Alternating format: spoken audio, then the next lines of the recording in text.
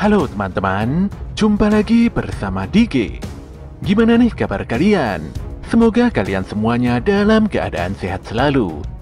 Oke, kali ini DG akan menceritakan alur anime Dandadan episode 1. Anime ini mengisahkan tentang gadis dan pemuda yang memiliki sifat saling bertolak belakang. Si gadis mempercayai eksistensi hantu, sementara si pemuda lebih meyakini tentang adanya alien di muka bumi ini. Hal ini pun membuat keduanya bertengkar dan saling bertaruh untuk menentukan siapa yang benar. Mereka lantas mengunjungi lokasi perlawanan yang terkait dengan kejadian luar angkasa dan supranatural. Ketika keduanya tiba di TKP-nya masing-masing, ternyata mereka menemukan kejadian yang sangat tidak terduga. Sebelum lanjut, DG menyarankan agar kalian menyempatkan diri untuk nonton anime ini secara langsung karena dijamin kalian pasti puas dan tentu saja memiliki pengalaman nonton tersendiri. Tapi jika kalian gak ada waktu, maka mampir ke sini adalah pilihan yang paling tepat karena DG dengan senang hati akan menceritakan semua kisahnya untuk kalian semua. Oh ya, buat kalian yang baru saja menemukan channel ini, ada baiknya untuk subscribe dulu. Jangan lupa juga untuk menyalakan notifikasinya, agar kami semakin semangat untuk menghadirkan konten-konten terbaik buat kalian. Oke, langsung saja. Persiapkan diri kalian, and enjoy!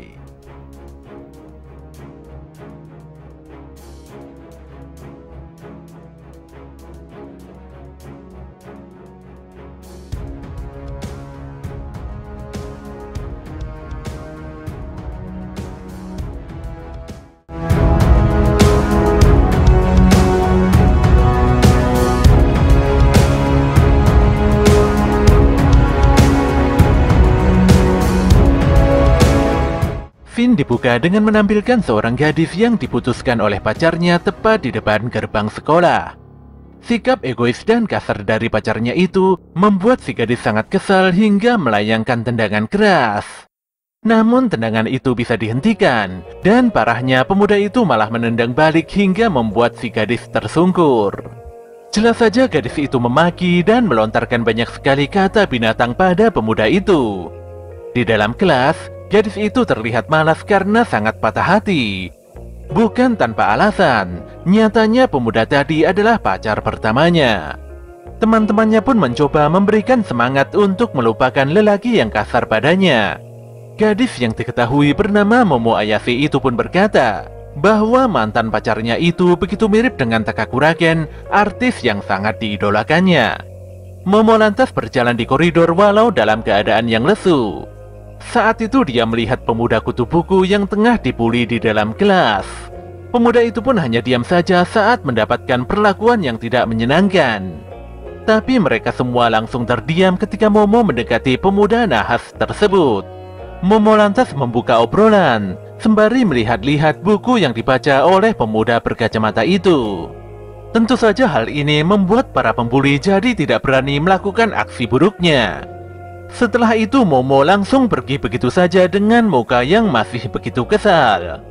Tanpa disangka pemuda tadi menghampiri dan menyapa Momo walau terlihat kiku. Pemuda berkacamata itu yakin kalau Momo mengajaknya bicara karena tertarik dengan hal gaib.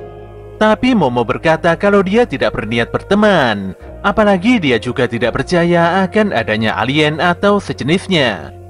Si kacamata lantas menjelaskan mengenai UFO atau fenomena udara yang tidak dikenal. Walau Momo tidak peduli, tapi si kacamata terus menjelaskan mengenai keyakinan militer Amerika terhadap UFO. Selain Amerika, nyatanya negara Jepang juga tengah mempersiapkan pasukan luar angkasanya. Si kacamata pun memprediksi bahwa nantinya akan terjadi perang antariksa. Penjelasan yang sangat dipaksakan ini benar-benar membuat Momo begitu kesal. Dia pun marah besar hingga si kacamata terdiam 1000 bahasa.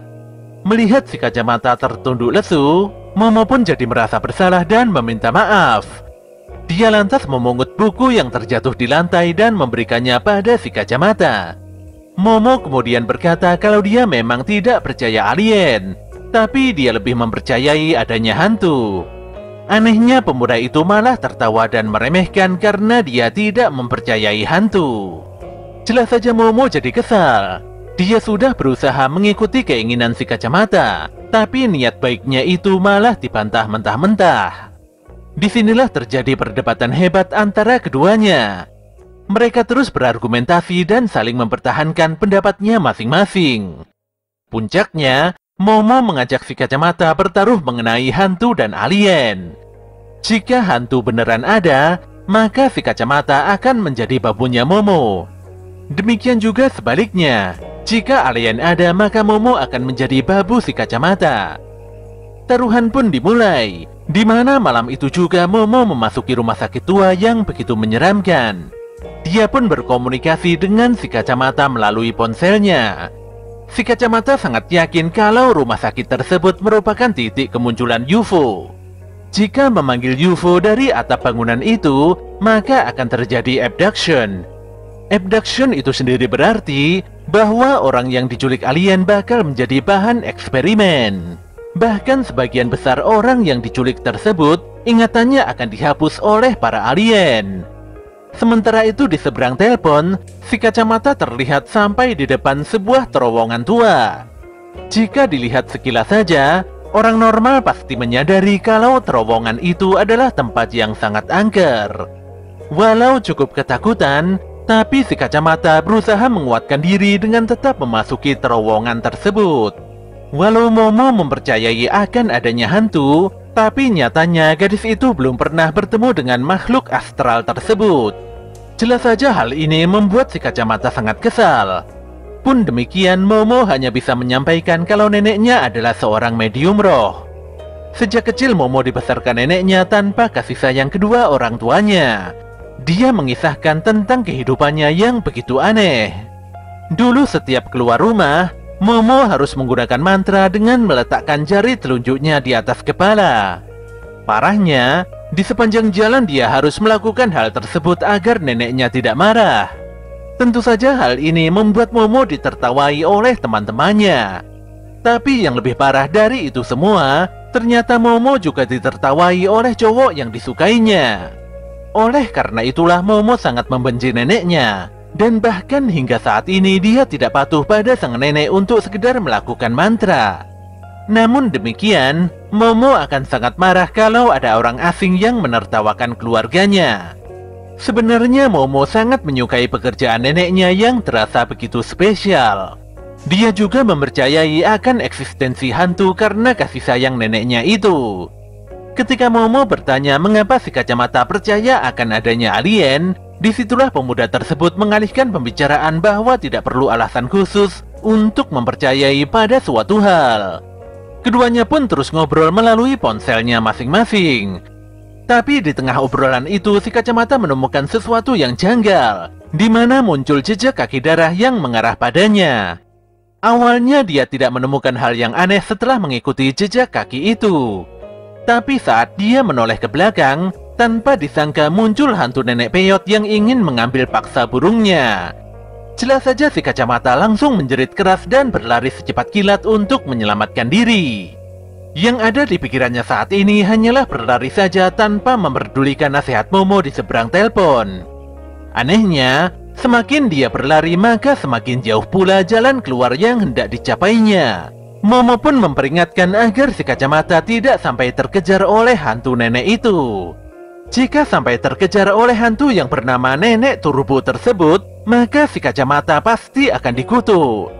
Sayangnya si Nenek Turbo sangatlah cepat dan langsung menangkap si kacamata dalam sekali hentakan. Momo pun mulai panik mendengar teriakan si kacamata di seberang telepon. Dia pun memutuskan untuk segera pergi dan menyelamatkan si kacamata secepatnya. Namun saat hendak pergi, tanpa diduga Momo bertemu dengan 3 sosok makhluk aneh yang sangat menakutkan. Jelas saja dia langsung kabur. Tapi tetap saja dia harus tertangkap dan disekap di dalam ruangan antah berantah. Sesaat kemudian, Momo dibangunkan oleh makhluk yang menyebut dirinya sebagai alien Serbo.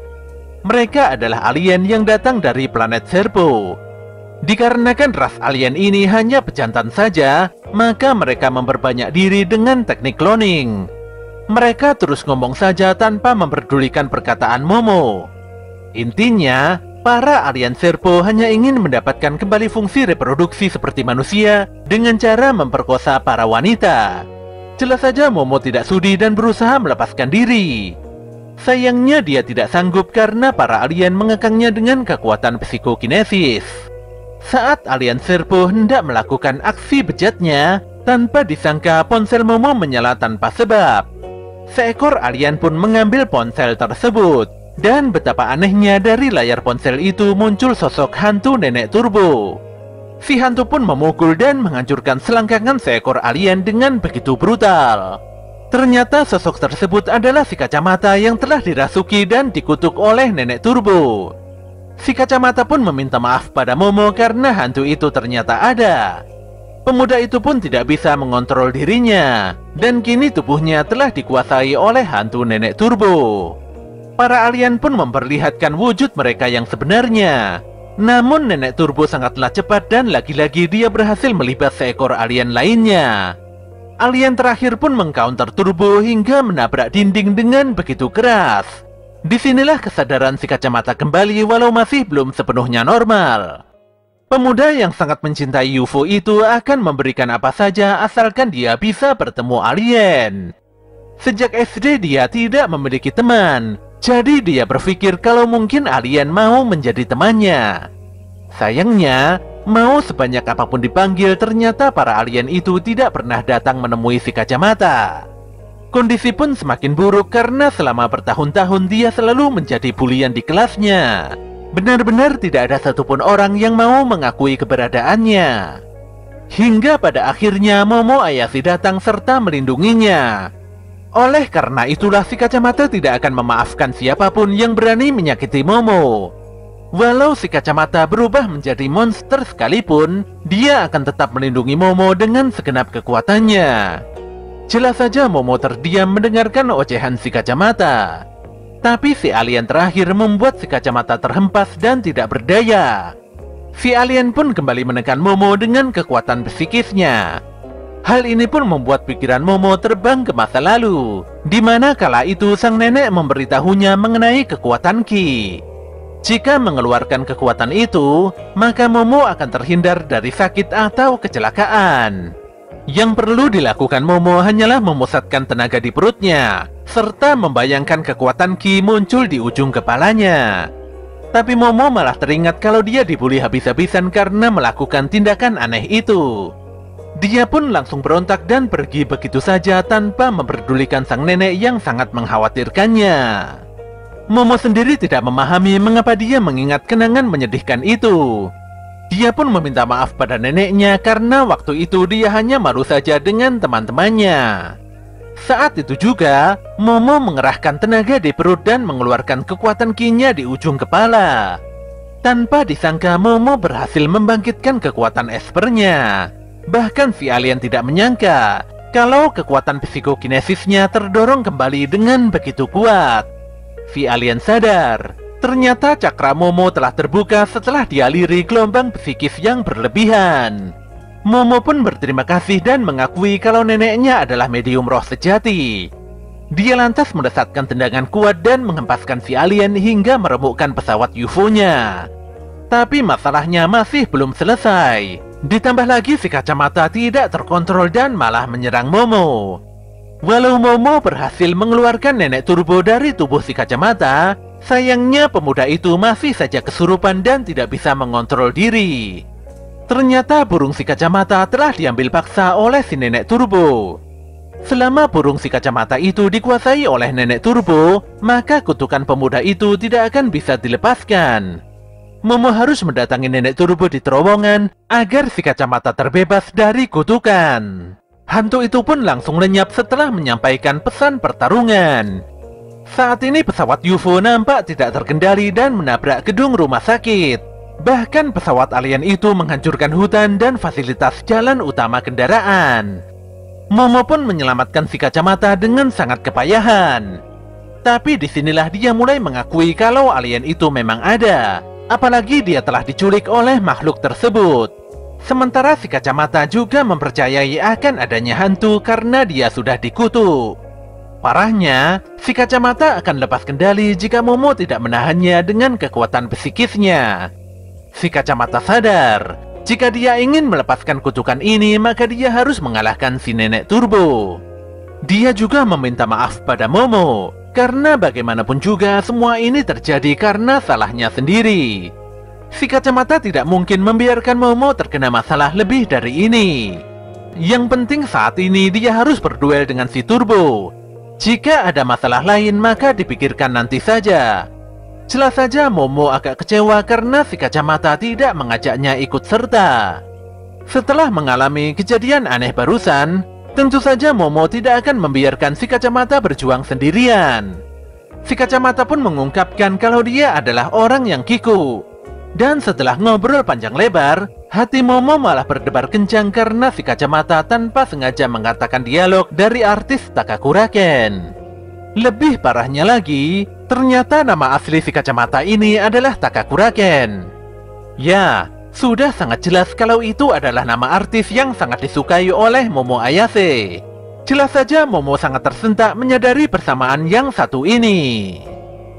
Momo pun dengan keras tidak sudi mengakui si kacamata sebagai Takakuraken. Jelas saja hal ini sangat membingungkan, karena nama asli si kacamata memang adalah Takakuraken. Saat lengah sedikit saja, kutukan nenek Turbo kembali bangkit dan menguasai si kacamata. Momo pun tersentak dan menghempaskan pemuda tersebut hingga menabrak dinding. Walau si kacamata bisa kembali normal, namun dia mengalami kesakitan yang luar biasa. Disinilah Momo membuat aturan kalau si kacamata tidak boleh menggunakan nama Takakuraken. Ya, apapun alasannya nama itu dilarang disebutkan. Oleh karena itu Momo memanggil si kacamata dengan nama Okarun karena pemuda itu menyukai hal yang berbau okultisme. Si kacamata atau Okarun ini pun begitu pasrah dan tidak bisa menolak kemauan Momo. Tanpa terasa waktu sudah pagi hari saja. Selain itu si Momo nampak selalu mengangkat tangannya untuk menekan kutukan Okarun. Momo pun mengajak Okarun pergi ke rumahnya. Tapi saat hendak memasuki gerbang rumah, tanpa diduga tubuh si Okarun tiba-tiba terbakar hebat. Pemuda itu pun menjerit kesakitan karena menahan api panas yang sangat luar biasa. Untuk memadamkan api itu, Momo segera menyeret dan melemparkan Okarun ke dalam sungai kecil dengan kekuatan psikisnya. Gadis itu pun sadar, ternyata yang menyebabkan insiden ini adalah sebuah jimat penghalang yang dipasang neneknya tepat di batas pilar gerbang depan. Setelah melepas jimat penghalang itu, Okarun pun bisa memasuki halaman rumah tanpa terbakar lagi. Momo lantas mengganti baju dan memberikan sebuah jaket untuk Okarun.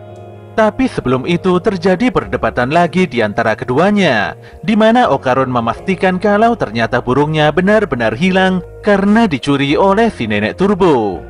Walau sering bertengkar dengan Momo, tapi Okarun tidak bisa melepaskan kesempatan untuk berbicara dengan Momo. Jadi ketika Momo pergi meninggalkannya di kelas, Okarun memaksakan dirinya untuk mengajak gadis itu berbicara. Tapi semakin kesini Okarun menyadari kalau dunia Momo sangat berbeda dengan dirinya. Momo adalah gadis cantik yang tidak boleh diajak bicara sembarangan oleh pemuda kutu buku seperti Okarun. Okarun pun meminta maaf karena sudah menyeret Momo ke dalam masalah berbahaya seperti ini. Jika nanti masalah ini selesai, Okarun tidak masalah jika Momo mengabaikannya kembali. Sikap Okarun yang seenaknya sendiri justru membuat Momo semakin sebal. Menurut Momo, Okarun terlalu seenaknya sendiri dalam menilai orang. Okarun tidak memiliki teman karena dia sendirilah yang menutup diri dari pergaulan. Momo nampak menunjukkan kepeduliannya pada Okarun. Tapi di sini si Okarun malah mencelanya karena gadis itu tidak memiliki tata krama dan selalu menyerang kelemahan orang lain. Jelas saja Momo naik pitam dan mengajak Okarun berkelahi. Di tengah perkelahian, keduanya langsung terdiam setelah mendengar suara bel di depan rumah. Okarun mengira kalau yang menyalakan bel adalah neneknya Momo. Tapi Momo meminta Okarun diam, karena dia belum pernah mendengarkan bel seperti ini. Dulu neneknya pernah bilang, kalau bel di rumah ini ada dua macam. Bel yang pertama untuk manusia, dan bel yang kedua untuk roh jahat. Parahnya, di depan pintu rumah terlihat sosok hitam besar yang menunggu untuk dibukakan pintu. Kondisi pun semakin runyam setelah Momo menyadari kalau jimat penghalang di depan rumah telah dilepaskannya tanpa memasangnya kembali.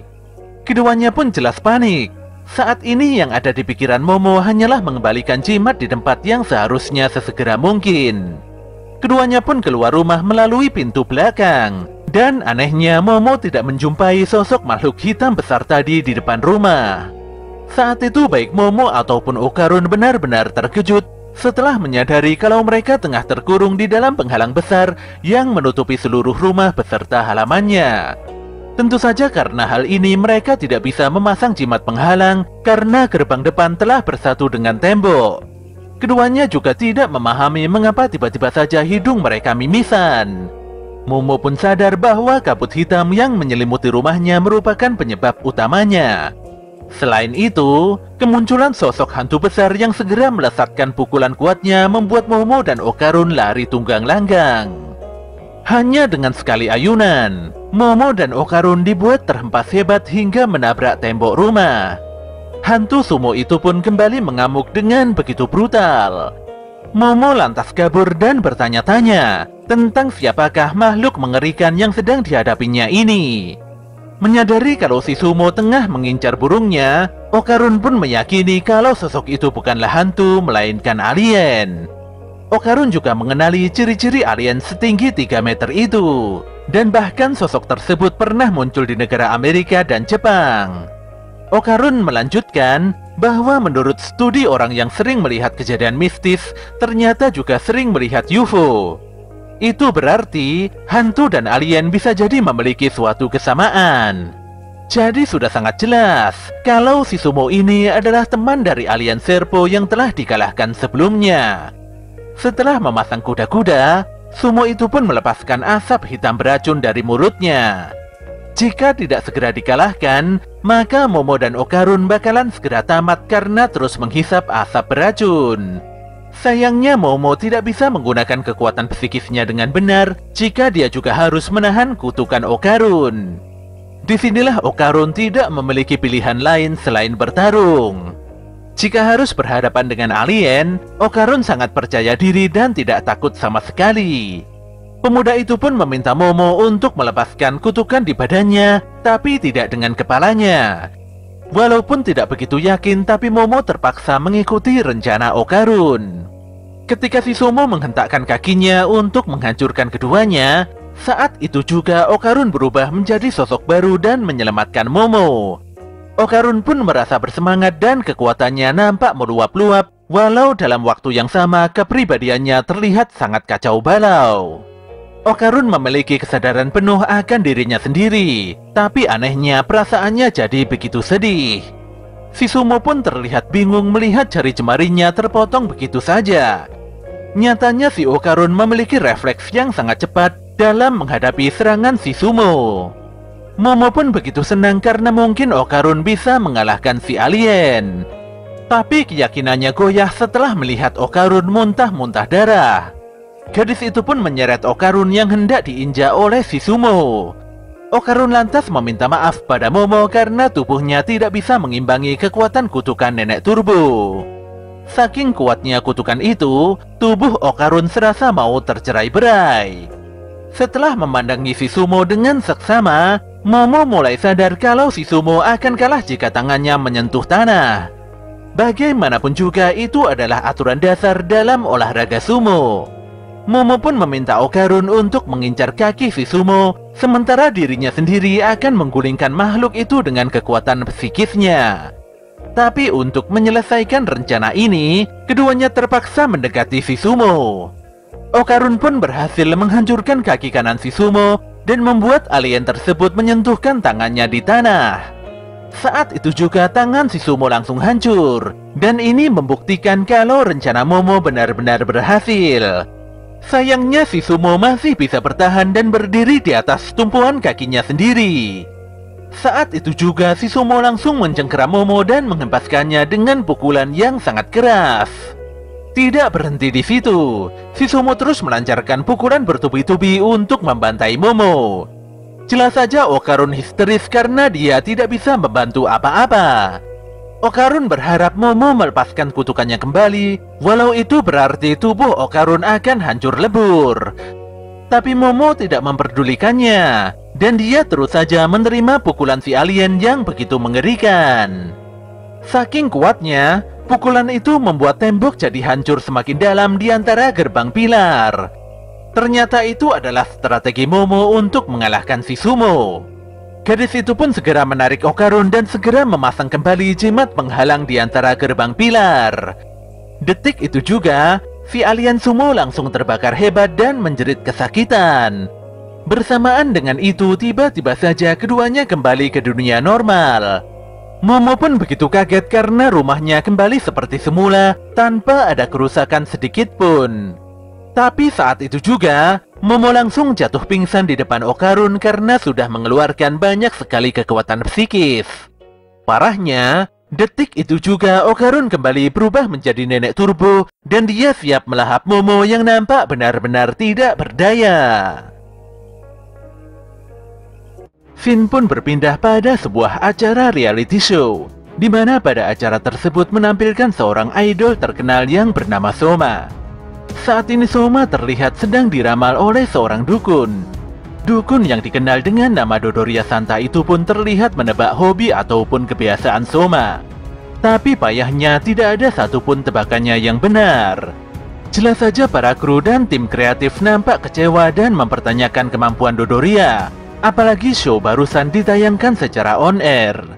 Pun demikian, baik kru ataupun Dodoria sendiri tidak ambil pusing dengan siaran lokal seperti itu. Sesaat kemudian, Dodoria pun pulang ke rumahnya dengan menumpangi taksi. Dia pun hampir tiba di rumahnya. Tapi sebelum turun dari taksi, wanita itu mengingatkan Pak Supir agar segera pergi jika tidak ingin kehilangan nyawa di tempat ini. Detik itu juga Dodoria melesatkan paku dan menghempaskan nenek turbo dengan media kayunya. Disinilah diketahui kalau ternyata Dodoria Santa adalah neneknya Momo Ayase. Tanpa basa-basi, Dodoria langsung mengajak nenek turbo berduel 1 lawan 1. Jelas saja si turbo segera melesat dan membelakangi Dodoria guna melepaskan serangan. Dodoria pun begitu kaget karena diserang melalui titik butanya. Tapi wanita itu masih beruntung karena sebelumnya telah menyiapkan sebuah jebakan garis penghalang untuk si turbo. Dan benar saja, jika nenek turbo menyentuh bagian luar penghalang, maka dia akan terbakar hebat. Nenek turbo pun begitu marah dan akan memakan Dodoria hidup-hidup. Dodoria pun begitu kesal dan memukul nenek turbo berulang kali dengan tongkat bisbolnya. Nenek turbo lantas mengancam, jika Dodoria membantainya maka si Okarun juga akan ikutan lenyap. Dodoria lantas menghapus garis yang mengekang nenek turbo, dan setelahnya terjadi pertarungan antar kedua nenek-nenek itu. Momo pun baru terbangun setelah waktu sudah malam. Detik itu juga dia langsung teringat pada si Okarun. Tapi yang ditemukannya hanyalah neneknya saja di depan TV. Oke. Mulai saat ini kita akan menyebut Dodoria Santa dengan nama aslinya yaitu Seiko Ayase. Seiko pun menginterogasi Momo yang telah berani memasuki tempat-tempat angker. Momo pun mengakui kalau dia terbawa suasana dan tahu-tahu sudah terjadi hal seperti ini. Dia lantas mengalihkan obrolan dan menanyakan di mana si Okarun. Dengan santainya Seiko berkata kalau dia telah menghabisi si hantu jahat. Wanita itu juga menyindir Momo karena sebelumnya tidak mempercayai adanya hantu. Jelas saja Momo begitu kesal dengan tingkah neneknya. Momo merasa harus segera menemukan Okarun agar tidak terjadi hal-hal yang tidak diinginkan. Oleh karena itulah Momo berusaha mengalah dengan meminta maaf pada sang nenek. Dia mengaku bersalah dan ingin sekali mengetahui kabar Okarun. Namun demikian dia akan marah kalau terjadi apa-apa pada si Okarun. Seiko pun berkata kalau Okarun berada di kuil utama. Jelas saja Momo segera beranjak untuk mendatangi teman barunya itu. Dia merasa bersalah karena telah memaksa Okarun memasuki terowongan angker. Ditambah lagi pemuda yang menyukai okultisme itu sebenarnya hanya ingin memiliki teman saja. Setelah membuka pintu kuil, ternyata Okarun terlihat santai sambil memakan onigiri. Jelas saja Momo agak kesal walau hatinya terlihat lega. Sesaat kemudian Seiko mendatangi Momo. Dia berkata kalau Okarun akan baik-baik saja selama pemuda itu diam dan berada di dalam kuil. Jika sampai pergi keluar kuil, maka Okarun akan langsung kerasukan. Momo lantas menjelaskan mengenai kondisi Okarun yang burungnya diambil oleh si nenek turbo. Kutukan Okarun tidak akan pernah lepas jika burungnya masih di bawah hantu nenek tua itu. Selain itu, Momo juga berkata kalau saat ini dia sudah bisa menggunakan kekuatan psikis. Gadis itu pun menceritakan detail kekuatan spesialnya itu karena Seiko nampak tidak mempercayainya.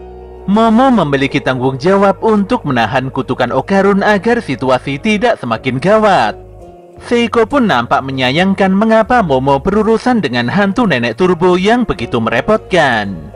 Dia pun berkisah kalau nenek turbo biasa disebut dengan nenek 100 km per jam.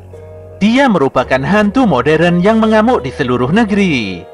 Hantu itu begitu licik dan lama bersemayam di dalam terowongan. Seiko bahkan pernah mendatangi terowongan tempat si nenek turbo. Tapi dia tidak bisa mendekati terowongan itu karena energi negatifnya begitu besar. Nenek turbo adalah roh terikat, di mana ini berarti kalau dia adalah hantu yang terikat pada roh lain beserta tempat tinggalnya. Bisa dikatakan kalau nenek turbo sangat kuat jika bertarung di kandangnya sendiri. Hingga saat ini, tidak ada medium roh yang sepadan dalam menghadapi roh terikat. Oleh karena itulah Seiko memperingatkan Momo untuk tidak mengusik nenek turbo. Bagaimanapun juga dia tidak ingin kehilangan cucu kesayangannya. Seiko pun meminta Momo untuk melupakan Okarun dan kembali pada kehidupan yang normal seperti biasanya. Tapi Momo mengungkapkan kalau dia tidak pernah menyesal melakukan hal ini. Dia sangat yakin kalau Takakuraken yang dikaguminya pasti juga akan mengambil keputusan untuk menolong Okarun. Seiko pun menghela nafas panjang sembari menghisap rokoknya. Jika Momo bersikeras seperti ini, maka Seiko tidak memiliki pilihan lain. Dia pun meminta Momo untuk bermain kejar-kejaran melawan nenek turbo. Hantu itu sangat percaya diri dengan kecepatan kakinya. Asalkan dipancing, nenek turbo pasti akan meladeni siapapun yang mengajaknya adu kecepatan. Saat ini yang menjadi masalahnya adalah wilayah roh terikat yang berada di dalam kota Sono. Momo harus memancing nenek turbo keluar dari lokasi tersebut tanpa tertangkap. Jika berhasil melakukannya, maka si turbo pasti akan melemah dan bisa dikalahkan. Momo pun tidak yakin karena dia tidak mungkin bisa menang balap dari nenek turbo. Seiko sendiri tidak bisa banyak membantu karena jurus penghalangnya hanya meminjam kekuatan dewa yang bersemayam di tempat ini. Jika keluar kota, maka kekuatan tersebut tidak akan bisa digunakan. Intinya Seiko menegaskan kalau hanya itu satu-satunya cara untuk mengalahkan nenek turbo. Selain itu yang berduel bukanlah Momo melainkan si Okarun. Tentu saja bukan Okarun mode normal, tapi si Okarun yang telah berubah dengan kekuatan kutukan. Seiko pun meminta Okarun berlatih olahraga push up, sit up, back up, dan squat sekuat tenaga. Sementara Momo harus melatih kekuatan espernya agar semakin kuat. Tentu saja keduanya akan berlatih dalam bimbingan Seiko. Beberapa saat kemudian, Okarun meminta maaf pada Momo karena saat melawan alien sebelumnya, dia sudah putus asa dan terlalu memikirkan dirinya sendiri. Berbeda dengan Momo yang sudah menolongnya dan mengalahkan si alien. Jika hal buruk itu terjadi lagi, maka Okarun berjanji akan berjuang sekuat tenaga untuk menolong Momo. Oleh karena itulah Okarun berharap agar Momo tidak kecewa dan tidak berhenti menjadi temannya. Momo pun memuji keberanian Okarun dalam pertarungan sebelumnya. Dan dia juga berjanji akan menolong pemuda itu jika terjadi masalah di kemudian hari.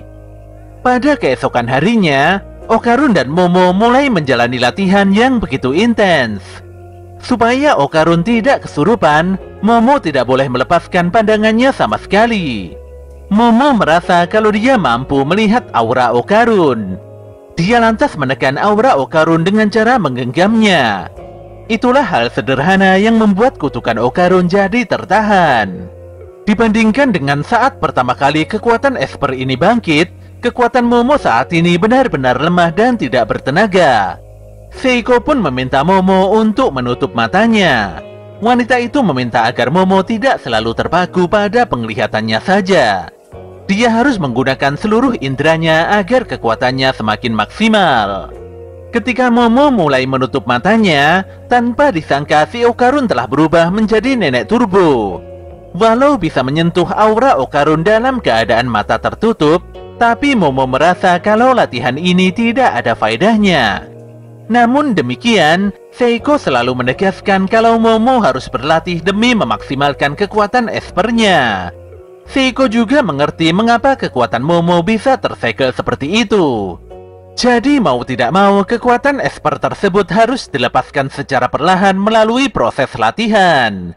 Ketika Momo hendak memeriksa keadaan Okarun, tanpa disadari aura nenek turbo muncul dengan begitu beringas. Parahnya, Seiko nampak mematung tidak bergerak dan hidungnya mimisan. Ternyata Seiko jadi seperti itu karena ulah si nenek turbo. Kutukan nenek turbo bisa menular dengan Okarun sebagai perantaranya. Nenek turbo mengklaim kalau dia bisa mengutuk dan melenyapkan semua orang dalam pandangan Okarun. Sambil meremehkan, si turbo menantang Momo untuk datang secara langsung ke terowongan malam ini. Jika sampai tidak datang, maka nenek turbo mengancam akan membinasakan semua orang dengan kutukan melalui perantara Okarun. Jelas saja Momo begitu khawatir. Ketika pintu tertutup, kutukan nenek turbo langsung lenyap begitu saja. Okarun dan Seiko nampak bingung mengapa mereka tiba-tiba jadi mimisan. Disinilah diketahui, ternyata jimat penghalang Seiko telah dirusak oleh si nenek turbo. Pada malam harinya, Momo dan Okarun terlihat mengenakan busana anti roh jahat. Seiko meminta keduanya untuk tidak lengah dalam bertindak. Tapi Momo nampak mulai kesal karena Seiko selalu saja meremehkannya. Bagaimanapun juga Momo merasa sudah besar dan tidak mau mendapatkan perhatian dari neneknya lagi. Tapi sebelum pergi, Seiko memeluk Momo dari belakang. Wanita itu berharap Momo tidak tumbang begitu saja dalam berduel melawan nenek turbo. Dia juga selalu berdoa demi keselamatan cucu kesayangannya itu. Awalnya Momo dan Okarun menggunakan sepeda pancal untuk pergi menuju lokasi terowongan angker. Tapi di tengah jalan keduanya menaiki kereta cepat karena tempat tujuan terlalu jauh. Momo beralasan kalau dia tidak ingin kehabisan stamina sebelum tiba di TKP. Kali ini Momo benar-benar kesal dengan nenek turbo. Apalagi hantu tersebut telah melukai satu keluarga yang sangat disayanginya. Pokoknya Momo akan mengamuk dan menghajar si nenek turbo hingga ampun-ampun. Okarun dan Momo saat ini telah sampai di depan terowongan tempat tinggal nenek turbo. Demi kebaikan bersama, keduanya pun memasuki terowongan, walau sebenarnya terjadi perdebatan di antara mereka tentang siapakah yang harus masuk duluan. Okarun pun mengingatkan Momo bahwa mereka harus memancing nenek turbo keluar dari kota Sono supaya hantu itu bisa terpisah dari roh terikat. Hal itu dilakukan agar kekuatan nenek turbo melemah dan mudah dikalahkan. Momo pun nampak tenang karena dia dan Okarun pernah mengalahkan alien sumo besar. Gadis itu pun mulai sesumbar bisa mengalahkan sosok nenek-nenek. Tapi di sini dia jadi kaget setelah melihat kepala si nenek turbo yang begitu besar. Tidak berhenti di situ, Okarun juga berteriak histeris setelah menyadari kalau di belakangnya juga muncul kepala besar si nenek turbo. Walau kebingungan, Momo pun berinisiatif untuk mengeluarkan tongkat bisbol dari tas Okarun dan setelahnya melesatkan tongkat tersebut pada si turbo. Tapi serangan itu benar-benar tidak berguna di hadapan si nenek turbo. Di sini Okarun meminta agar Momo melepaskan kutukannya agar dia bisa berguna untuk menghadapi nenek turbo. Perubahan wujud pun awalnya lancar, tapi sedetik kemudian Okarun kembali ke dalam wujud normalnya.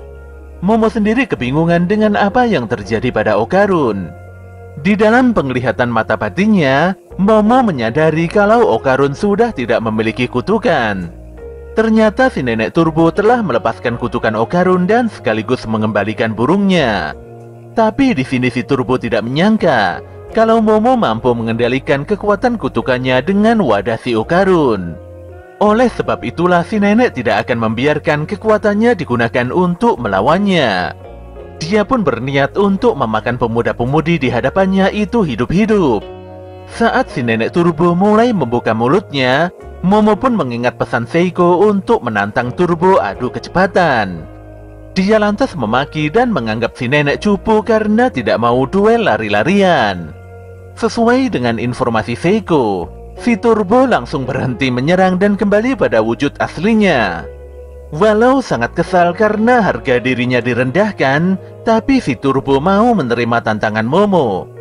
Dia juga sangat percaya diri kalau tidak akan ada yang bisa mengalahkannya dalam lomba lari. Momo pun menjelaskan tentang aturan duel yang cukup mudah, di mana kejar-kejaran ini tidak terbatas dan tidak memiliki garis finish. Jika menang, maka si nenek Turbo bisa menangkap dan berbuat sesukanya. Momo hanya meminta waktu 10 menit saja untuk berlari duluan. Jika si nenek tidak mematuhi aturan ini, maka Momo mengancam akan menyebarkan isu kalau legenda si Turbo itu hanyalah ampas. Nenek Turbo pun menyetujui aturan tersebut, dan sebenarnya dia juga membenci orang-orang yang melanggar aturan. Saat itu juga Momo dan Okarun langsung berlari secepat kilat untuk menyelamatkan diri. Tapi cara menghitung nenek Turbo sangatlah aneh dan begitu ngawur. Dalam sekejap mata, nenek itu berhitung hingga 10 menit. Padahal secara normalnya hitungan itu masih beberapa detik saja. Jelas saja si Momo segera tertangkap oleh kekuatan sihir si nenek hingga tidak berkutik.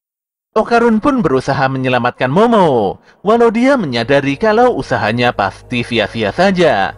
Pemuda itu pun mengutuk keras tindakan si nenek Turbo yang sangat curang dalam berhitung.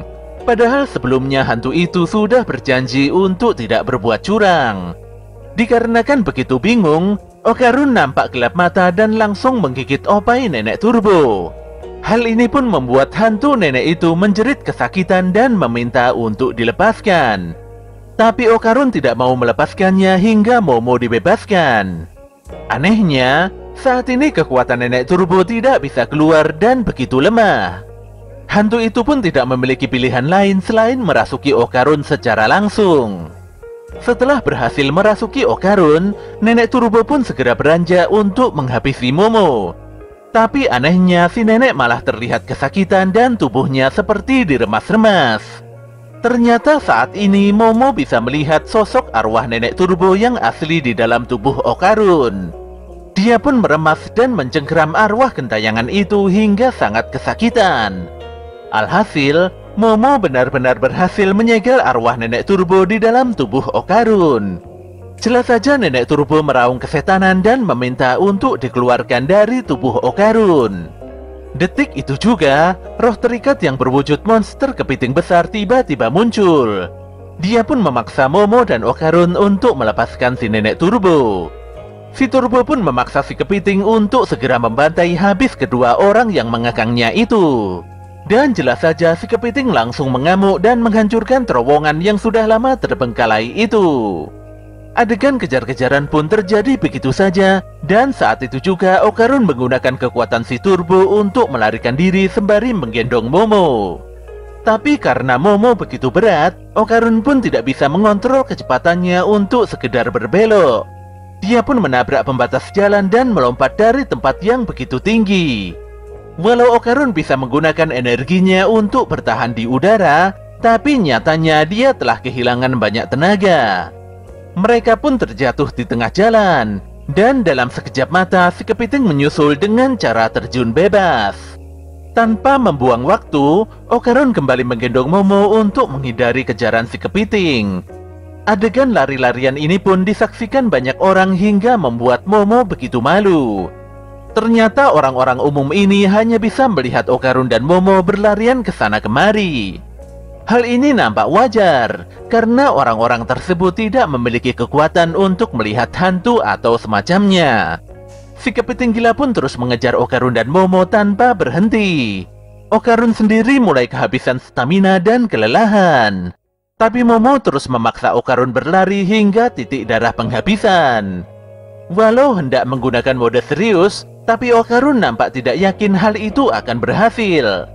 Keluar dari kota Sono juga adalah hal yang sangat mustahil. Jika situasinya begini terus, bisa jadi mereka bakal terkejar dan dimakan bulat-bulat. Walau berusaha menghindari kejaran kepiting di gedung yang begitu sempit, Tapi monster itu terus mengamuk dan tidak memberikan kesempatan pada Okarun dan Momo untuk bersantai-santai. Semua orang pun begitu panik merasakan adanya sensasi ledakan ketika si kepiting lewat di depan mereka. Okarun dan Momo pun berakhir di sebuah kolam pemandian air panas. Tanpa membuang waktu, Momo segera mencengkeram dan menghancurkan pipa saluran air panas dengan kekuatan espernya, serta menjatuhkan air panas tersebut pada si kepiting. Untungnya kepiting itu langsung terdiam kaku karena daging dan serat ototnya tiba-tiba mengencang. Momo dan Okarun pun segera pergi agar bisa secepatnya keluar dari kota Sono. Entah mengapa saat itu suasana kota terlihat begitu sunyi. Dan sesaat kemudian tiba-tiba banyak sekali orang-orang yang berlari ke arah Momo dan Okarun. Parahnya, ternyata gerombolan orang-orang itu telah dirasuki oleh roh terikat. Mereka semua berniat menghabisi Momo dan Okarun atas perintah Nenek Turbo. Bagaimanapun juga Nenek Turbo tidak akan membiarkan Momo dan Okarun kabur begitu saja dari kota Sono. Belum selesai urusan dengan para manusia kesurupan, tiba-tiba saja si kepiting kembali bangkit dan menghadang keduanya. Melihat situasi yang sudah semakin genting, Momo pun meminta Okarun untuk menggunakan kekuatan mode seriusnya kembali. Tentu saja Okarun bimbang. Jika dia menggunakan kekuatan kutukannya di tempat ini, maka kemungkinan besar dia tidak akan bisa membawa Momo kabur hingga kota sebelah. Momo pun menegaskan, jika tidak menggunakan kekuatan tersebut maka tetap saja mereka akan kalah. Jadi mau tidak mau Okarun harus menuruti kemauan Momo. Pemuda itu pun berubah dan segera menggendong Momo. Hentakan kekuatan langkah kaki Okarun bisa memporak-porandakan lautan manusia yang menghalangi jalan.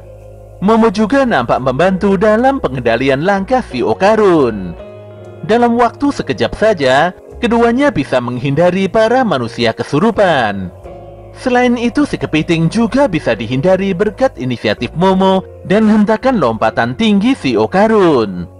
Walau sangat kompak, tapi keduanya harus jatuh tersungkur di tengah jalan karena Okarun telah kehabisan tenaga dan kembali ke wujud normalnya. Okarun pun tidak berdaya dan kini dia telah melampaui batasnya. Momo lantas menyeret Okarun agar segera bangkit karena jarak keluar dari kota Sono tinggal sedikit lagi. Parahnya, di sini Nenek Turbo telah terlepas dari genggaman Momo. Hantu itu pun mengamuk dan menendang kedua pemuda-pemudi tersebut dengan begitu beringas. Nenek Turbo nampak sangat kesal, apalagi Momo dan Okarun tidak mempunyai rasa hormat pada orang tua. Tapi Momo malah mengcounter pernyataan tersebut, karena si Turbo lebih parah dalam membuli para anak muda. Keduanya pun terus beradu mulut, hingga pada puncaknya si nenek bergabung menjadi satu dengan si kepiting. Para hantu lantas berubah menjadi monster yang begitu mengerikan. Nenek Turbo berniat memakan habis Momo dan Okarun. Tapi sebelum itu terjadi, dia mempersilahkan keduanya untuk segera kabur dari tempat ini. Turbo akan menunggu Momo dan Okarun berlari sejauh mungkin. Bahkan hantu itu juga akan memberikan banyak waktu pada Momo untuk menyelamatkan diri. Tapi anehnya, si Momo malah meminta waktu 1 detik saja untuk mengalahkan Nenek Turbo. Jelas saja pernyataan Momo itu membuat si Nenek Turbo merasa sangat diremehkan. Tanpa diduga saat itu melintas sebuah kereta cepat di atas Momo. Tidak ingin membuang kesempatan emas, Momo segera melesatkan kekuatan espernya untuk menggapai gerbong kereta tersebut. Di sini si Turbo benar-benar kecolongan dan merasa ditipu. Walau dulunya Nenek Turbo memiliki julukan sebagai Nenek 100 km per jam, tapi kereta cepat ini mampu melaju dengan kecepatan 120 km per jam. Momo pun begitu yakin kalau hantu tersebut tidak akan bisa mengejar ataupun menangkapnya. Dia pun berteriak sembari merendahkan si Nenek Turbo dengan begitu parah. Tapi faktanya, si Turbo berhasil menaiki gerbong kereta. Dia juga meyakini kalau kereta tidak akan selalu melaju dengan kecepatan penuh. Setidaknya kereta tersebut akan melambat jika melewati tikungan. Hantu itu pun tidak akan membiarkan Momo hidup lebih lama lagi. Tapi ternyata ini semua adalah strategi Momo untuk mengalahkan Nenek Turbo. Sesuai informasi dari Seiko, Nenek Turbo akan semakin menjadi-jadi kalau ditantang berlarian. Momo pun menahan Nenek Turbo sekuat tenaga dengan kekuatan espernya. Sementara itu di perbatasan kota Kamigoe, Seiko telah menanti lengkap dengan jebakan jimat mematikannya. Walau Nenek Turbo memiliki reputasi yang bukan kaleng-kaleng, tapi pertandingan ini telah dimenangkan oleh Momo.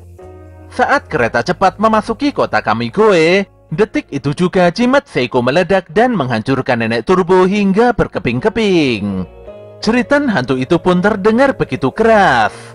Selain itu, di balik ledakan Nenek Turbo, terlihat banyak sekali gadis yang terlempar keluar. Sesaat kemudian Momo dan Okarun telah sampai di stasiun kota Kamigoe. Momo pun melihat kalau sosok Nenek Turbo telah hancur lebur dan menguap seperti debu berterbangan. Okarun sendiri malah baru sadar dari pingsannya. Tapi dia cukup lega karena Nenek Turbo telah berhasil dikalahkan. Sebenarnya Seiko tidak ingin menggunakan cara sekasar ini untuk mengalahkan Nenek Turbo. Namun ini harus dilakukan karena banyak sekali gadis seumuran Momo yang telah dianiaya, dibuang dan bahkan dimutilasi di tempat persemayaman Nenek Turbo. Tentu saja para gadis tersebut tidak ingin menjadi roh jahat. Sebenarnya para medium roh seperti Seiko sudah lama mengejar Nenek Turbo. Tapi si Turbo selalu muncul di tempat roh gadis yang meninggal dengan tidak wajar itu. Kita semua tidak tahu apa niat sebenarnya dari Nenek Turbo tersebut. Yang pasti orang yang telah meninggal tidak boleh menyerang orang yang masih hidup. Jadi semua roh itu harus dikirim paksa menuju alam yang lain.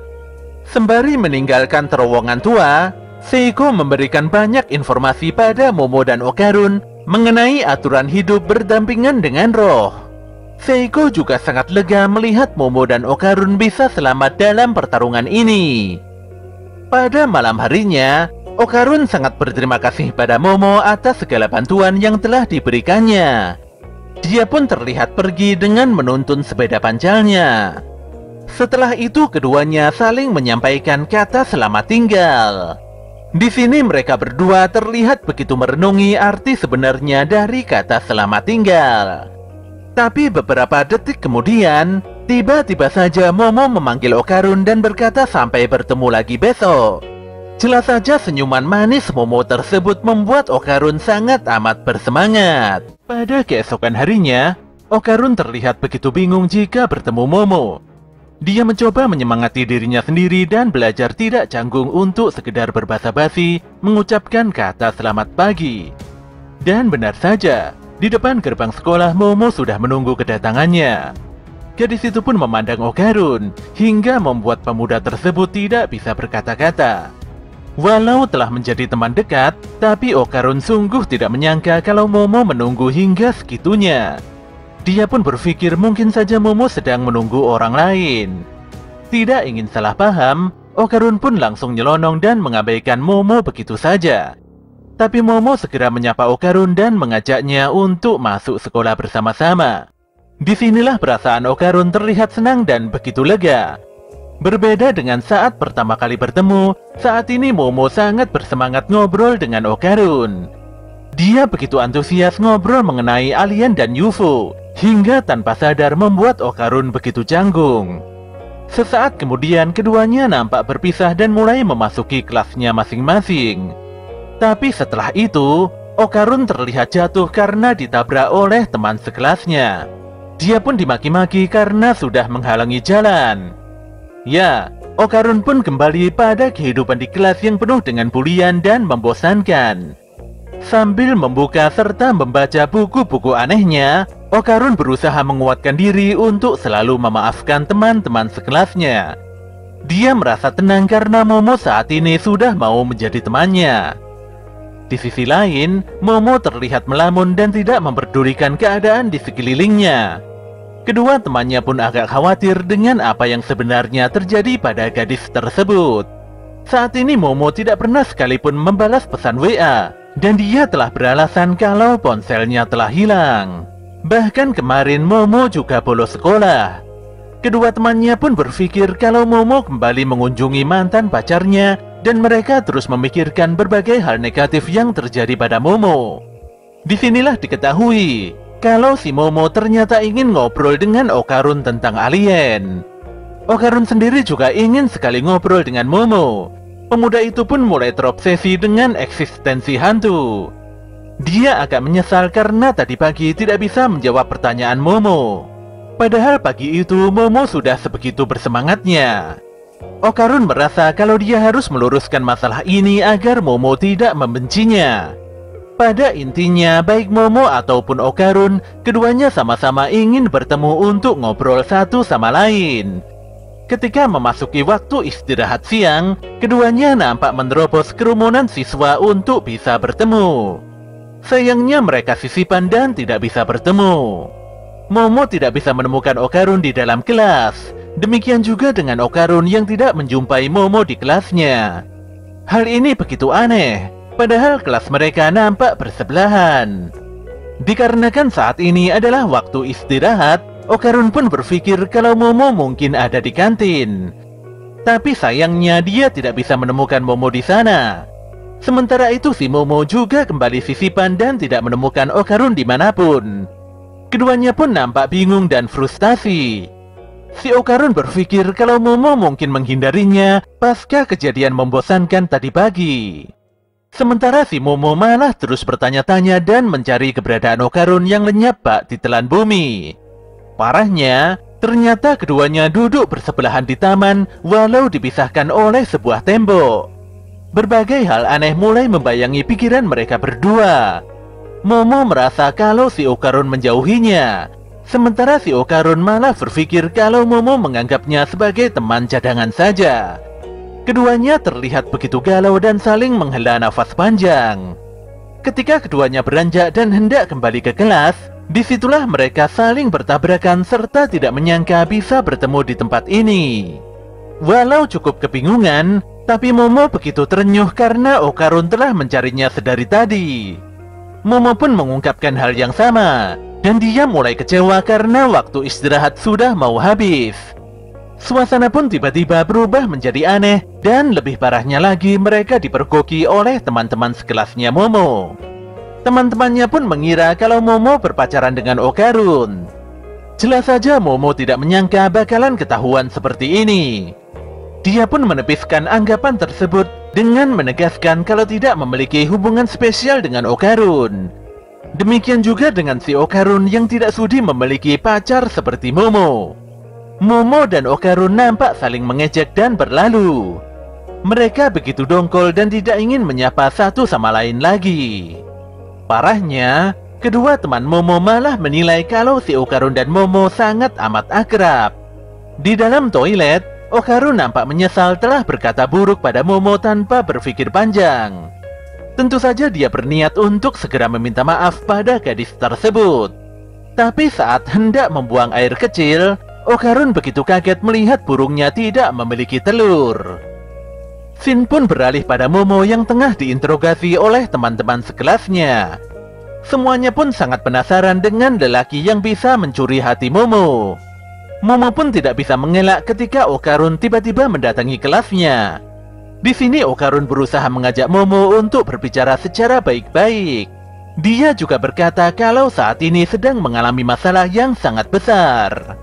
Tapi Momo masih sakit hati dan tidak ingin berbicara dengan si Okarun. Dia pun mengusir paksa Okarun pergi di depan teman-temannya. Walau Okarun sudah memohon sambil mengiba, sayangnya Momo masih juga tidak mau merendah. Teman-temannya pun berkata kalau Momo terlalu dingin dan cukup jahat. Okarun pun akhirnya pergi dan menganggap bahwa Momo begitu malu untuk sekedar berteman dengannya. Waktu pulang sekolah pun tiba. Saat itu juga, tanpa sengaja Okarun menabrak bahu seorang siswi. Wajah rupawan gadis tersebut membuat Okarun langsung tersipu malu. Gadis itu pun menawarkan sebuah air putih di tasnya untuk Okarun. Dia sungguh meminta maaf hingga membuat Okarun benar-benar salah tingkah. Sementara itu Momo melintas dan dia masih merasa bersalah karena terlalu jahat pada Okarun. Tapi di sini dia begitu bingung setelah menyadari kalau Okarun berbicara akrab dengan seorang gadis cantik. Padahal sebelumnya Okarun pernah berkata kalau dia tidak memiliki teman seorang pun. Gadis berambut pink yang diketahui bernama Aira Shiratori itu pun nampak melewati Momo. Dan disinilah Momo mengetahui kalau gadis tersebut hanya mempermainkan perasaan Okarun saja. Aira menyebut kalau Okarun adalah otaku aneh karena sudah menyukainya. Ternyata Aira adalah seorang bad girl yang hobi mempermainkan cowok-cowok cupu. Jelas saja Momo begitu geram melihat Okarun dipermainkan. Tanpa banyak bicara, dia langsung menggunakan kekuatan espernya dan menjatuhkan sebuah baskom besar tepat di kepala Aira.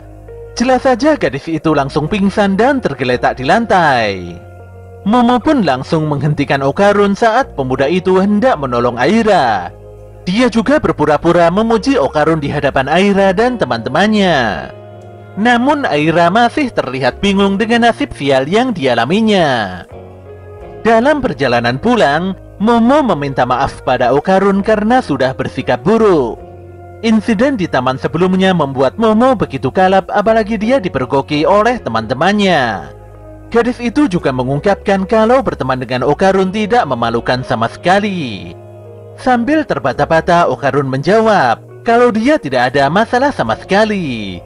Dia justru begitu senang semuanya baik-baik saja. Sesaat kemudian Okarun kembali teringat akan musibah yang menimpanya. Dia pun berbicara dengan serius serta menyampaikan detail permasalahannya pada si Momo. Jelas saja Momo langsung tertawa terpingkal-pingkal setelah mengetahui kalau telur di burungnya Okarun hilang entah kemana. Sementara itu Seiko nampak menceramahi Okarun karena pemuda itu tidak jujur dan mengatakan masalah ini sedari awal. Okarun terlihat hanya bisa pasrah menerima omelan dari neneknya Momo itu. Seiko pun mengambil sebuah cermin untuk memeriksa tubuh Okarun. Dia lantas memerintahkan Momo untuk mengambilkan sebuah boneka dan baskom cuci berisi air. Seiko begitu sadar kalau di dalam tubuh Okarun ada sesuatu yang mencurigakan. Sesaat kemudian Okarun merendamkan kakinya pada baskom. Boneka yang sudah ditempeli jimat penghalang juga terlihat sudah disiapkan. Saat itu juga Seiko mengumpat sambil memukul kepala Okarun dengan kipas kertas besar. Jelas saja Okarun begitu kaget dan bingung mengapa Seiko tiba-tiba memukulnya. Walau dia protes, tapi Seiko tidak peduli dan kembali memukulinya dengan kipas kertas. Disinilah Momo menyadari kalau aura Okarun berubah ketika Seiko melepaskan pukulannya. Seiko pun meminta Momo untuk mencabut aura tersebut saat berubah warna. Bagaimanapun juga, hal itu harus dilakukan karena aura tersebut bukanlah aura milik Okarun. Semuanya pun bersiap di posisi masing-masing. Ketika Seiko kembali menghantamkan kipas besarnya pada kepala Okarun, saat itu juga Momo langsung menarik dan melepaskan aura aneh yang bersembunyi di tubuh temannya itu. Anehnya, saat itu juga jimat penghalang yang melekat pada boneka maneken Neko tiba-tiba hangus. Sedetik kemudian boneka itu hidup dan kabur begitu saja. Tentu saja Seiko, Momo, dan Okarun langsung berusaha mengejar maneken Neko tersebut. Tapi si Neko bisa kabur dan menghilang dengan sangat cepat. Momo pun berkonsentrasi dan menyisir seluruh rumah dengan kekuatan psikisnya. Dia pun menemukan maneken Neko yang bersembunyi di balik pintu gudang serta segera menguncinya dengan kencang. Disinilah si Neko benar-benar tidak berdaya dan memaksa untuk dilepaskan. Seiko pun mengungkapkan kalau si Neko ini sebenarnya adalah nenek Turbo. Jelas saja Okarun dan Momo nampak begitu kaget. Mereka menyangka kalau hantu pembuat onar itu sudah pergi ke alam baka. Si Turbo pun sesumbar dan dia tidak mungkin kalah begitu saja oleh dua bocah ingusan. Ketika tubuhnya terbakar oleh jimat penghalang Seiko, saat itu juga nenek Turbo berubah ke wujud rohnya dan berenang di antara api. Pada kesempatan yang sangat singkat itulah, nenek Turbo segera masuk ke dalam tubuh Okarun. Mungkin karena hampir tewas, aura keberadaannya jadi melemah dan hilang begitu saja. Nenek Turbo pun berencana untuk sembunyi di dalam tubuh Okarun sambil menunggu kekuatannya kembali. Dia juga berencana untuk menghabisi Momo, Seiko, dan Okarun ketika waktu kebangkitannya telah tiba. Momo pun mengingatkan kalau si Turbo sudah kalah telak dan tidak memahami situasi saat ini. Tapi Nenek Turbo tidak mau mengakui kalau dirinya kalah. Hantu itu pun menantang dan akan menghajar Momo hingga babak belur. Dia juga memperingatkan semuanya untuk tidak berbuat macam-macam agar telurnya Okarun bisa kembali. Jelas saja Okarun dan Momo sangat kaget. Saat ini Nenek Turbo seakan berada di atas angin dan bisa membalikkan keadaan. Dia pun menyuruh Okarun untuk mengambil pisau dan setelahnya menghabisi Momo dan Seiko. Jika Okarun mematuhinya, maka si Turbo akan mengembalikan biji telurnya. Jelas saja Okarun sangat amat marah mendengarkan ocehan si Nenek Turbo yang begitu mengintimidasi. Tanpa disangka, pemuda itu langsung berubah wujud ke dalam mode spiritual kekuatan Nenek Turbo. Momo dan Nenek Turbo pun jadi bingung mengapa hal ini bisa terjadi. Seiko pun menegaskan bahwa kertas kipasnya dibuat untuk mengusir roh jahat dari tubuh manusia. Kekuatan Nenek Turbo sepertinya melekat kuat pada jiwa Okarun dan pukulan kipas sebelumnya hanya membuat kesadaran si Turbo keluar. Dengan kata lain, kekuatan roh Nenek Turbo masih bersemayam di dalam tubuh Okarun, tapi kesadarannya keluar dan menempati boneka manekin Neko. Seiko pun menegaskan bahwa hanya dirinya seorang saja yang bisa mengembalikan kesadaran Nenek Turbo. Dia pun memaki Nenek Turbo dengan begitu parah karena sudah berani mengejeknya. Seiko lantas memukuli Nenek Turbo dengan begitu brutal, hingga sosok penghuni boneka Neko tersebut ampun-ampun. Momo pun meminta Seiko untuk menghentikan amukannya pada Turbo. Di sini Momo mengungkapkan bahwa sejujurnya dia tidak bisa membenci Nenek Turbo walau hantu itu begitu licik. Sebelumnya Momo telah melihat kalau si Turbo memiliki simpati pada arwah para gadis yang meninggal dalam keadaan tidak wajar. Dia pun mengajak Nenek Turbo berdamai dan menjadi aliansi. Jika Turbo mau mengembalikan telur burungnya Okarun, maka Momo berjanji akan mengembalikan kekuatan hantu tersebut. Walau masih kesal, tapi Nenek Turbo langsung menyetujui penawaran Momo. Ketika Momo meminta telur burungnya Okarun dikembalikan, sayangnya si Nenek Turbo tidak bisa melakukannya. Hantu tua itu benar-benar tidak membual, dan dia berkata kalau telur burung Okarun telah terjatuh di suatu tempat. Malam itu juga, Momo dan Okarun mencari telur yang terselubungi oleh membran energi roh si Nenek Turbo. Telur burung Okarun tersebut dikatakan memiliki ukuran 5 cm dan bercahaya keemasan. Hal inilah yang membuat benda tersebut sangat mencolok dan mudah ditemukan oleh siapapun. Momo pun kesal karena dia dan Okarun tidak bisa menemukan benda tersebut dimanapun. Nenek Turbo sendiri mulai berpikir kalau telur itu mungkin sudah diambil oleh seseorang. Dia juga berkata bahwa benda itu memiliki energi kehidupan yang sangat kuat. Hantu dan siluman pasti akan sangat tertarik dengan benda itu.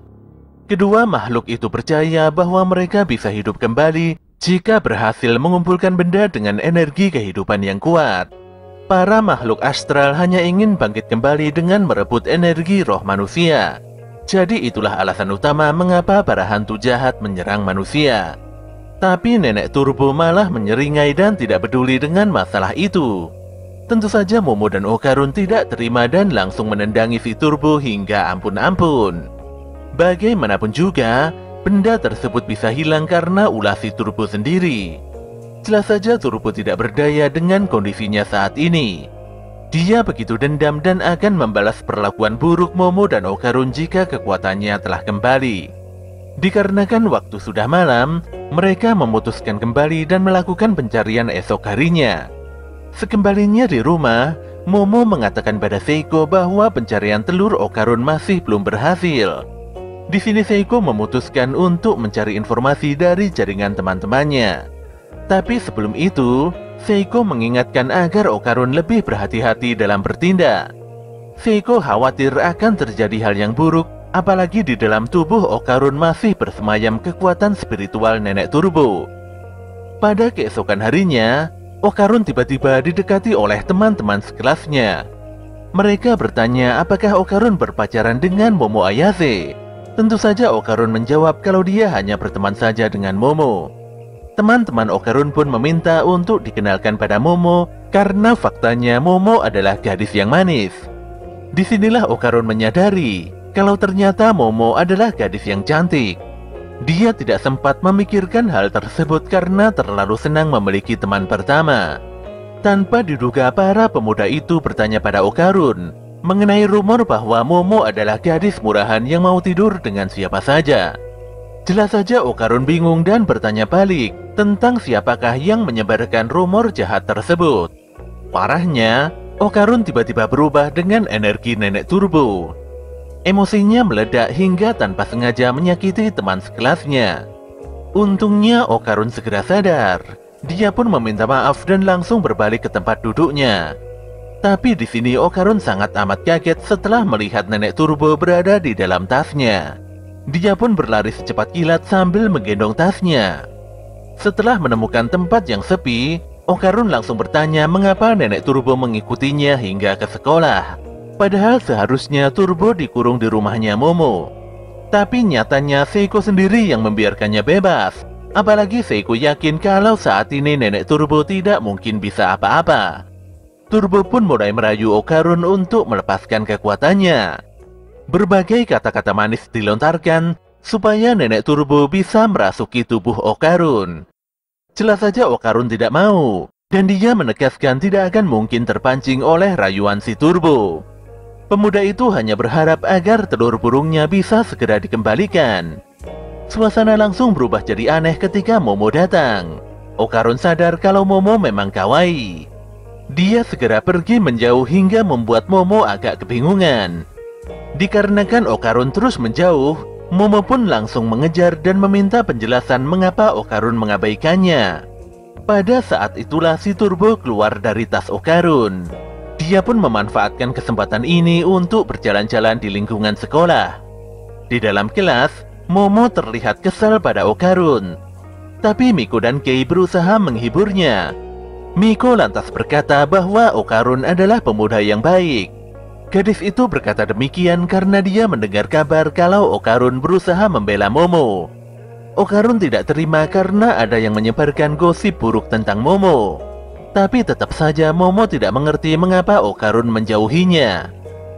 Di sisi lain, Aira Shiratori kembali muncul dengan pesona kecantikannya yang sangat luar biasa. Semua mata nampak tertuju padanya. Kebaikan serta kecantikannya benar-benar bisa membius hati semua siswa. Walaupun gadis berambut pink tersebut sangat percaya diri dengan kecantikannya, tapi dia adalah manusia biasa yang bisa kesal pada sesuatu. Ya, ternyata Aira sangat kesal pada Momo Ayase. Dia pun menyebarkan isu buruk tentang Momo demi menjatuhkan reputasi gadis tersebut. Tapi usahanya tidak berhasil dan sepertinya tidak ada masalah apapun yang menimpa Momo. Aira sangat kesal karena semua orang tidak mengetahui kalau sebenarnya Momo itu adalah iblis. Aira berkata demikian karena dia bisa melihat dengan jelas kalau di punggung Momo tumbuh sayap iblis yang menyerupai tangan besar. Bisa mengetahui fakta ini membuat Aira begitu yakin kalau dia adalah orang yang terpilih. Kecantikan yang dimilikinya merupakan bukti utamanya. Selain itu dia mendapatkan bola berwarna emas yang jatuh dari langit. Aira pun berpikir bahwa dia harus menyelamatkan dunia dari Momo Ayase, sang iblis keji. Beberapa hari sebelumnya, Aira yang berjalan pulang sendirian tanpa disangka kejatuhan bola berwarna emas. Dia pun mengambil benda tersebut dan memeriksanya dengan serius. Saat itu juga sebuah kereta cepat berjalan di belakangnya. Anehnya, ketika bola itu dipegang, Aira bisa melihat kilatan cahaya hijau dari atas kereta cepat itu. Tapi saat bola terlepas, seakan-akan tidak terjadi sesuatu apapun. Di sini kita semua sudah paham ya, kalau di atas kereta tersebut Momo dan Okarun berhasil mengalahkan nenek Turbo. Aira lantas memungut benda berwarna emas itu dan mengantonginya. Sesaat kemudian Aira dikagetkan oleh sapaan teman-temannya. Kedua temannya itu pun terlihat membawa berbagai perlengkapan untuk ritual pengusiran hantu. Walau tidak memahami maksud dari pengumpulan perlengkapan aneh itu, Tapi keduanya tidak ada pilihan selain menuruti kemauan Aira. Sedetik kemudian, Aira menemukan sesosok makhluk aneh dengan gaun terusan merah di lapangan sepak bola sekolah. Anehnya, hanya Aira saja yang bisa melihat sosok tersebut, sementara kedua temannya tidak bisa melihatnya. Aira pun mengira kalau sosok itu adalah makhluk kontrak milik Momo Ayase. Dia lantas bersembunyi agar sosok itu tidak mengejarnya. Di atap gedung sekolah, Momo, Okarun, dan Nenek Turbo terlihat tengah makan siang bersama. Walau masih tidak terima akan kekalahan sebelumnya, tapi Nenek Turbo mengungkapkan kalau dia menemukan sosok wanita aneh yang mencurigakan. Nyatanya si Turbo tidak hanya sekedar berjalan-jalan. Dia telah melakukan pengamatan serius untuk sekedar mencari telur burungnya Okarun yang hilang. Okarun juga berpikir kalau barang miliknya itu kemungkinan dipungut oleh manusia. Turbo kembali mengatakan kalau telur burung Okarun adalah bola emas yang indah. Jadi tidak heran jika benda itu dipungut oleh siapapun. Tapi kalau yang mengambil adalah manusia, maka kemungkinan besar kekuatan roh orang tersebut akan bangkit secara otomatis, di mana dia bisa melihat penampakan makhluk astral. Jika orang itu bisa melihat roh, maka semua roh juga pasti bisa melihat balik. Ada kemungkinan orang tersebut akan diserang oleh para hantu. Jelas saja hal ini sangat buruk, apalagi Nenek Turbo tidak mengetahui nama wanita mencurigakan tersebut. Ketika waktu pulang sekolah tiba, tiba-tiba saja Aira menyapa Momo dan meminta untuk ngobrol empat mata. Tentu saja Momo tidak mau, apalagi dia ada kegiatan penting bersama Okarun. Tapi Aira memohon dengan sangat amat karena pembicaraan ini juga begitu penting. Momo pun sadar kalau Aira adalah gadis yang sebelumnya pernah dihajarnya dengan baskom. Agar tidak ada permasalahan di kemudian hari, Momo pun terpaksa mengikuti kemauan Aira. Dia lantas meminta Okarun untuk melakukan pencarian telur terlebih dulu bersama Nenek Turbo. Beberapa saat kemudian, Aira menggiring Momo di sebuah gedung tua yang terbengkalai. Tanpa banyak bicara, kedua teman Aira langsung menjegal dan menjatuhkan Momo. Mereka juga mengunci kedua tangan Momo dengan kabel tis hingga tidak berdaya. Aira lantas melakukan ritual pengusiran hantu pada Momo. Dia juga meminta pada kedua temannya untuk memegangi kaki Momo agar gadis tersebut tidak berontak. Di sini Momo benar-benar kalap dan langsung menghempaskan kedua teman Aira dengan kekuatan espernya. Jelas saja keduanya langsung pingsan dan tidak sadarkan diri. Menyadari kalau rosario dan kitab tidak berguna, Aira langsung menjejalkan bola emasnya pada Momo. Tentu saja Momo sangat kaget melihat telur burungnya Okarun ternyata ditemukan Aira. Saat itu juga Okarun datang dan berusaha menolong Momo. Dia juga mengungkapkan kalau Aira bukanlah wanita yang dimaksud oleh Nenek Turbo. Aira adalah gadis yang tengah diincar oleh sosok wanita aneh yang selama ini dicari-cari oleh Momo dan Okarun. Dalam sekejap mata, Aira disambar oleh sosok hantu wanita jangkung dengan setelan gaun terusan merah yang sebelumnya muncul di lapangan sepak bola. Hantu itu terus berkata kalau dia sudah lama menanti Aira untuk bisa melihatnya. Anehnya, hantu wanita merah itu mengungkapkan kalau dia adalah ibunya Aira. Okarun pun segera berubah ke mode spirit guna menolong Aira. Tapi kecepatannya tidak sebanding dengan kecepatan teknik akrobat si hantu wanita merah. Lebih parahnya lagi, Okarun malah ditelan bulat-bulat oleh hantu tersebut. Momo sendiri tidak bisa menolong karena kedua tangannya masih terikat dan dia malah terhempas oleh ledakan kekuatan espernya sendiri. Hantu itu kembali berkata kalau dia sudah menunggu lebih dari 10 tahun hingga Aira bisa melihat wujudnya. Di sini Aira baru menyadari kalau hantu tersebut bukanlah makhluk kontrak milik Momo. Si hantu terlihat sangat kegirangan bisa memegang dan memeluk Aira. Dia juga berputar-putar dan memperlihatkan keahliannya dalam olahraga balet. Hantu itu terus memaksa Aira untuk memanggilnya dengan sebutan ibu. Momo pun kembali bangkit dan menegaskan kalau tindakan hantu wanita merah sudah sangat kelewatan. Apalagi makhluk astral tidak boleh seenaknya menyerang manusia. Tapi si hantu malah semakin marah karena Momo mengganggu pertemuannya dengan Aira. Aira sendiri tidak mau mengakui hantu itu sebagai ibunya. Dia bahkan mengajak Momo untuk bekerja sama demi mengalahkan hantu wanita merah di depannya itu. Sedetik kemudian Nenek Turbo muncul dari balik puing-puing reruntuhan bangunan gudang.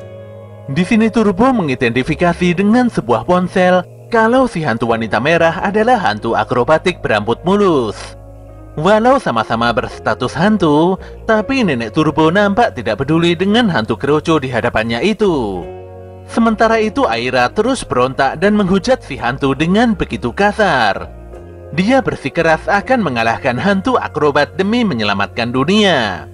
Tentu saja hantu akrobatik benar-benar tidak mengerti mengapa Aira bersikap kurang ajar padanya. Hantu itu pun langsung menelan Aira hingga tidak tersisa. Dia pun menangis dan menyalahkan Momo karena sikap Aira yang sangat keterlaluan itu. Setelah itu si akrobatik mencekik leher Momo dengan rambut mulusnya. Dia memaksa Momo untuk segera meminta maaf. Tapi Momo tidak mau dan malah mengumpat hantu tersebut. Hal ini pun membuat amarah si akrobat meledak dan menghempaskan tubuh Momo ke lantai. Momo pun terlihat benar-benar tidak berdaya. Walau akrobat memaksa Momo untuk memanggilnya dengan sebutan ibu layaknya si Aira, tapi Momo tetap ngotot tidak mau dan malah kembali mengumpatnya. Jelas saja si akrobat langsung menelan Momo bulat-bulat ke dalam perutnya. Di sini Nenek Turbo kesal karena akrobatik telah menelan semua orang. Dia lantas memaksa akrobatik untuk mengeluarkan 3 bocah ingusan dari dalam perutnya. Sempat terjadi percekcokan antara mereka berdua. Tapi sedetik kemudian akrobatik terbakar dengan begitu parah karena menelan rambutnya sendiri. Turbo pun berkata kalau Rosario yang dibawa Aira sebenarnya adalah korek api. Disinilah diketahui ternyata Momo membakar rambut si akrobatik dari dalam perutnya.